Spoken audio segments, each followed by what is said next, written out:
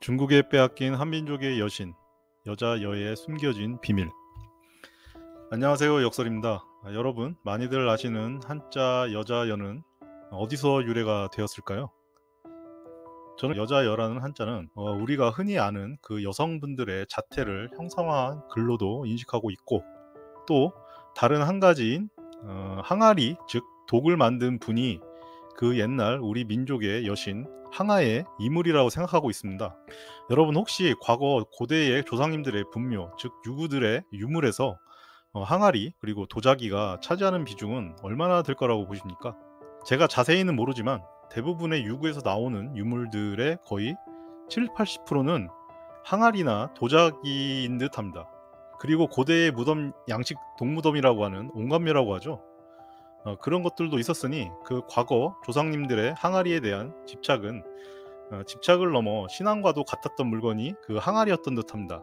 그리고 재밌는 거는 그 동무덤의 또 70~80%가 성인이 아닌 그 어린아이, 예전에는 10세 이전에 많이 사망을 했었다고 하더라고요, 과거에는요. 그래서 그 어린애들을 장사를 지낼 때 다시 엄마 품으로 돌아가서 또 좋게 태어나라 라는 그런 뜻에서 그런 동무덤 온관에다가 이렇게 장사를 지냈던 것 같아요. 이건 뭐 제 추측입니다. 뭐 어느 기록에도 없는 그 제 생각이니까요, 그냥 그렇게 들어주시면 감사하겠습니다. 그러니까 제가 지금 무슨 말을 하려는지 감이 좀 오시지요? 네, 그렇습니다. 그 항아가 만든 이물, 즉 항아리는 달의 여신 항아가 만들었다 하여 항아리라는 글이 만들어진 것이 아닌가 저는 생각되어집니다. 그 항아리는 여신의 상징이자 여성분들 모두를 상징하는 글로 저는 그렇게 보고 있고요. 한자 여는 많은 한자의 붓으로도 엄청 많이 쓰이고요. 상대적으로 남성의 그 남이라는 글보다는 훨씬 더 다른 한자에 복합적으로 쓰인다는 사실은 한자를 조금 아시는 분들은 다 아실 것입니다. 항아라는 그 여신의 이름에도 여자여 변에 뻗질 금자인 항자가 붙고요. 뒤에 오는 아는 여자여 변에 나 아자를 써서 아름다울 아라고 알고 있습니다. 저는 보통 한자를 바라봤을 때 왼편의 한자는 어떤 그 상징적인 의미와 동시에 그 단수가 아니고 복수의 개념을 지니는 뜻으로 받아들이고 한자를 이렇게 해석해 보는데요. 그러면 어느 정도 맞아 떨어지더라고요. 그 항아라는 한자는 그 여자 여가 아닌 항아리 여로 보면 항아리의 신이 뻗칠 금자, 즉 하늘과 땅 사이에 빛나는 해와 같은 존재. 전 그 여자가 항아리 여자가 앞에 있기에 해가 아닌 달빛이 하늘과 땅 사이를 비추고 있다는 식으로 한자를 해석하고, 또 아름다울 아자도 그 항아의 여에 나 아자를 쓰니 그 달의 여신에 대한 아름다움을 찬미한 글로도 해석이 가능하더라고요. 저는 뭐 언어학자도 아니고요, 역사학자도 아니라 뭐 저런 말을 한다고 너무 그러지는 마시고요. 보통 일반인으로서 그 항아리의 어원이 무엇이고 우리 한민족에 잊혀진 달의 여신 그 항아와 연관성을 비슷한 단어인 항아리에서 찾아볼 수 있지 않을까라는 단순한 생각에서 끼워 맞추다 보니까 이렇게까지 생각이 오게 됐고요. 그 점에 대해서는 널리 이해해 주시기 바랍니다. 한자 여자 여는 다른 한자에 복합적으로 쓰일 때 단순히 여자의 형상을 생각하고 그 한자를 해석해 보면 전혀 이해가 안 가는 글들이 다수입니다.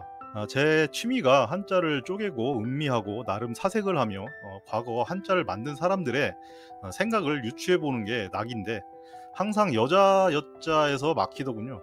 대표적인 게 우리가 회사에서 안건이라는 말과 대안이라는 말에 쓰이는 그 책상 안자도 그렇고 요긴하게 쓴다는 그 필요 요라는 한자도 여자 여로 보면 전혀 풀리지가 않는데 항아리 여로 보면 그 모든 글자가 잘 풀립니다.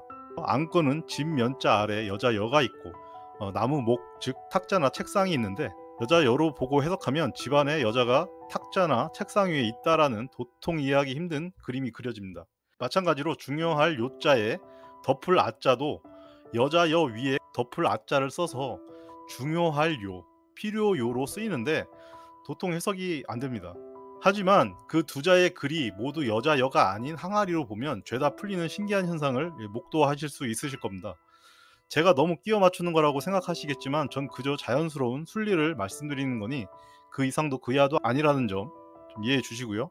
다시 돌아와서 책상 안이라는 글자를 항아리로 보고 해석을 하게 되면 집 안에 책상이나 탁자가 있는데 그 위에 이 항아리가 있다라는, 그러니까 어떻게 보면 그 항아리를 받쳐주는 그 책상이 그려지지 않습니까? 이제 그런 의미일 것이고, 또 필요요, 중요할 요에 그 덮을 아자도 항아리에 그 뚜껑을 덮을 아라는 그 뚜껑을 하나 이렇게 덮어주는 거죠. 그러니까 그 뚜껑이 필요한, 어떻게 보면 자연스럽게 해석이 가능합니다. 그리고 나중에 자세히 또 기회 되면 말씀드릴 내용이긴 한데요. 지금 한국과의 관계에서 시끄러운 일본이라는 존재, 즉 과거 일본을 지칭했던 외의 존재도 그 사람인 변에 맡길 위라는 글자를 써서 외라고 하는데, 거기에 들어가 있는 그 글에 있는 여자 여도 항아리라는 의미로 해석하면 지금 저들 외 족속들이 어디서 왔는지, 왜 우리 한민족을 예전부터 왜 이렇게 괴롭히는지 대략 이해가 가기도 할 것입니다. 그래서 제가 기회가 되면 또 영상을 하나 만들겠는데요. 기대해 주시기 바랍니다. 그리고 그 항아리의 신인 달의 여신 항아는 현재 우리나라 사람들은 중국의 여신으로 왜곡된 내용으로 좀 아실 것 같아요. 특히 지금 중국이 달 탐사 프로젝트에 항아를 지우기 위해 가공된 이름인데, 중국에서 현재 널리 쓰이는 달의 여신 상아가 그 항아입니다. 그 상아의 상자라는 뜻은 곧 항아상이라는 글로 과거 한나라 때 2000년 전이죠. 그때 바꾼 것으로 추정이 됩니다. 그 여자 여에 떳떳할 상자를 써서 항아상자라니, 참 지금 중국인들의 창의력은 예나 지금이나 한계가 분명히 존재한다고 저는 보입니다. 그 2000년 전 한나라의 황제의 이름과 같다고 해서 항아에서 상아로 바꿨다는데 그건 그냥 핑계일 뿐이고요. 제가 생각하는 건 한민족, 즉 동이의 기록을 말살하려고 저들 진화의 문화혁명 그 한 과정에서 파생된 글이라고 생각됩니다. 그 항아라는 이름을 상아라는 이름으로 개조한 것도 모자라 지금은 자신들 달 탐사 프로젝트에 버젓이 갖다 쓰고 있으니 참 개인적으로 통탄스럽기도 하고 답답한 마음만 듭니다. 제가 유튜브를 아무리 뒤져봐도 그 항아에 대한 썰을 풀어주시는 분이 없어 이렇게 아는 것도 별로 없는 제가 내피셜을 이렇게 풀고 있는 것도 어쩌면 너무 답답해서 그런 건지도 모르겠습니다. 중국은 무조건 다른 민족의 좋은 건 다 자신들 것이고, 특히 한민족의 좋은 전통과 관습 그리고 유물까지도 다 자신들 것이라며 빼앗는 오랑캐의 민족이고 나라입니다. 빼앗긴 들에도 봄은 여지없이 찾아오고요. 빼앗긴 달의 여신도 오늘도 저렇게 밤하늘을 밝게 빛내고 있습니다. 네, 오늘 영상은 이것으로 마무리를 하겠습니다. 끝까지 봐주셔서 감사합니다. 이상 역설이었습니다.